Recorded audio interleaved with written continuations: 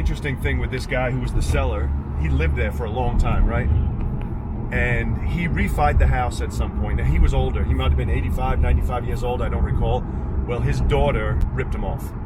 So he literally was telling me he owned the house free and clear, and then he got a refi done, and he's like, well, I never got the money. The check is lost somewhere in the house. And I'm like, the check is lost, but if they didn't cash it, they wouldn't even be in the foreclosure process, you know? Yeah.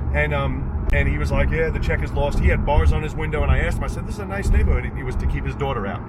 It was all kinds of mess from his daughter, I think, was a drug addict, and nice guy. And I remember when he couldn't pay, I had a hard time because I'm like, well, I can't evict this guy. I don't know what to do.